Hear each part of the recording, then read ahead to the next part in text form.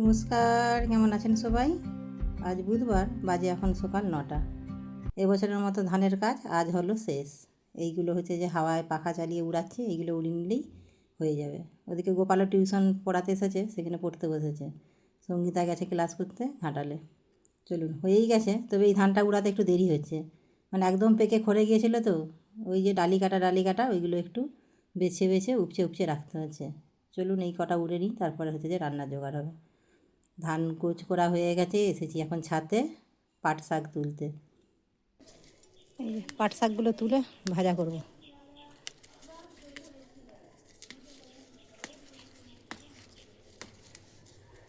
পাট শাক তুলতে বেশ ভালো লাগে আওয়াজটার জন্যে।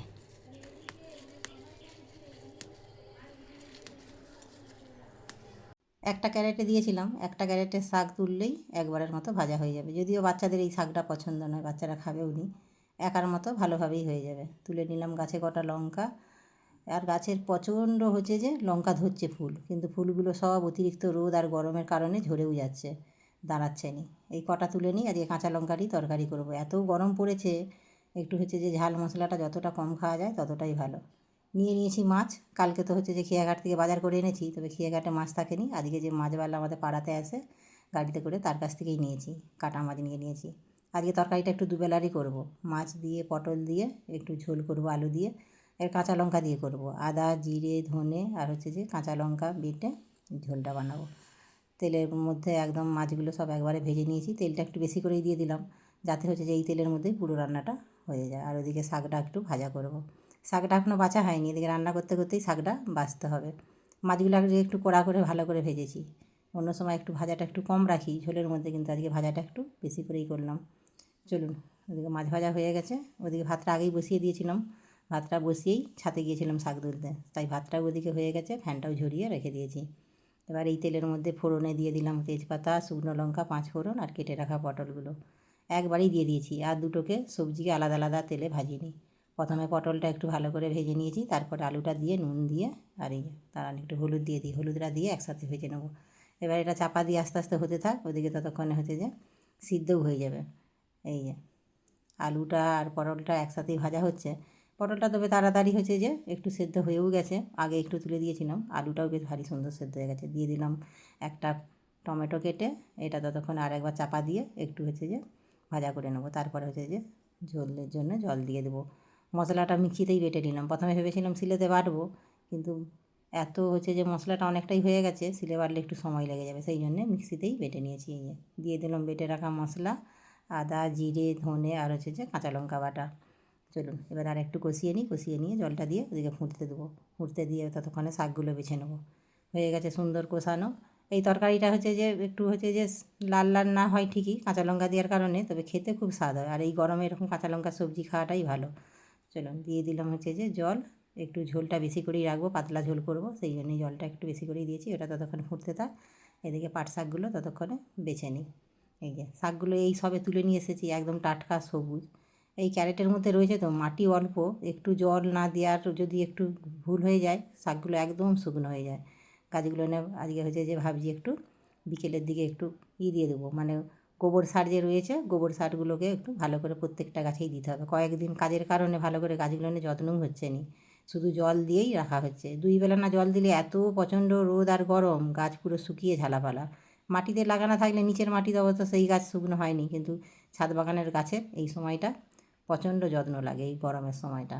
আলুটাও সেদ্ধ হয়ে গেছে, ওদিকে আমার শাকটাও বাছা হয়ে গেছে। দিয়ে দিলাম হচ্ছে যে ঝোলের মধ্যে মাছ। এবার আর 2 মিনিট একটু ফুটিয়ে নেবো, ফুটিয়ে নিয়ে নামিয়ে নেবো।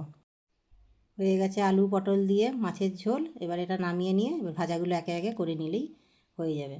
কুঁদরিটা আগে ভেজে নেবো, কুঁদরিটা তো নুন হলুদ মাখানাই রয়েছে। কুঁদরিটা আবার গোপালের ভীষণ পছন্দ, কুঁদরি ভাজাটা। তবে শাক ভাজার মধ্যে কলমি শাকটুকুই খায়, বাকি আর অন্যান্য কোনো শাকটাই খাবেনি। চলুন ভেজে চাপিয়ে দিয়েছি হচ্ছে যে কুঁদরি ভাজা, এইদিকে কুঁদরিটাও চাপা দিয়ে দিয়ে ভাজিয়ে নেবো। কুঁদরিটা আজকে তুমি নরম আছে, আরেকদিন বাজার থেকে এনেছিলাম কুঁদরিটা একটু মোটা মোটা সাইজের ছিল। বাড়িতে এসে কেচেটি, ভিতরে সব পেকে লাল হয়ে গেছে, সেই জন্য আর সেদিনের কুঁদরিগুলো সব ফেলাই গেছে। দিয়ে দিলাম একটু পোস্ত উপর দিয়ে, পোস্ত দিয়ে কুঁদরি ভাজাটা খেতে বেশ ভালো লাগে। এবার এটা হয়ে গেছে ভাজা, এটাকে নামিয়ে নিয়ে শাক ভাজাটা চাপিয়ে দেবো। তবে শাক ভাজাটা হতে হতে এদিকে চাপিয়ে দিয়ে বাচ্চার দিকে খেতে দিয়ে দেবো, কারণ শাক ভাজাটা তো বাচ্চারা কেউ খাবেও নি, আর হচ্ছে যে বেলাও হয়েছে, তাই জন্য ওদেরকে আগে দিয়ে দিই। এরই মধ্যে আবার একটা কি পার্সেল এসেছে, আগে রান্নাটা করে নিই তারপরে হচ্ছে যে দেখছি। চলুন, শাক ভাজার ফোড়নের মধ্যে দিয়ে দিলাম একটা শুকনো লঙ্কা আর কিছুটা হচ্ছে যে জিরে ফোড়ন দিয়ে দিয়েছি। দিয়ে দিলাম হচ্ছে যে শাক, আর সামান্য একদম নুন, কেন শাকটা একদম নরম তো, অল্প একটুখানি হচ্ছে যে একদম কমে যাবে। এই শাক ভাজার মধ্যে নুনটা যদি নানজাত করে দেওয়া হয়, অনেক সময় শাক ভাজাতে নুনে পুড়ে যায়, আমার তো ওরকম অনেকবার হয়েছে। এখন যদিও মাঝে মাঝে হচ্ছে যে ঠিক হয়, আবার মাঝে মাঝে নুনেও দিয়ে দিই বেশি করে, বেশি আনে। এই যে একদম অল্প কটা হয়ে গেছে, ওইদিকে বাচ্চার দিকে হচ্ছে যে শাক ভাজা চাপিয়ে দিয়ে ভাত দিয়ে দিয়েছি। এবার এই যে শাক ভাজাটা হয়ে গেছে, তারপরে এবারে আমি খাওয়া দাওয়া করবো। চলুন আগে পার্সেলটা দেখি, কী পার্সেল অর্ডার দিল দেখি। ও পার্সেলের প্যাকেটও আবার কাটা। এই যে ফেস ওয়াশ একটা দিয়েছে অর্ডার, এই ফেস ওয়াশটাই সঙ্গীতার হচ্ছে যে ব্যবহার করে। চলুন ওটা তার ওর সাইডে রেখে দিই। এবার জোর খিদেও পেয়েছে, এখানে বেলাটাও হয়েছে, ভাতটা বেড়ে আগে খাওয়া দাওয়া সেরে নিই। এবছরের মতো আজকে মোটামুটি ধানটা গোছ হওয়া শেষ হলো। মানে এত দেরি হয়নি কোনো দিনও, মোটামুটি 10 দিন 1 সপ্তাহের মধ্যেই হয়ে যায়, কিন্তু এবছর এই বৃষ্টি ঝড় রেগুলার হওয়ার কারণেই এতটা দেরি হয়েছে, আর এবছর প্রচণ্ড মানুষের কষ্টও হয়েছে। চলুন আজকে একটু বিকেলবেলা হচ্ছে যে মাঠের দিকে যাব। আমাদের এই গরমকালে মাঠের দিকে বিকেলে পাড়ার সকলেই সব এসে হাওয়া খায়। আজকে গিয়ে একটু বসবো, কয়েকদিন ধরে হচ্ছে যে যাওয়াও হয়নি, বিকেলে বাড়িতেই আছি।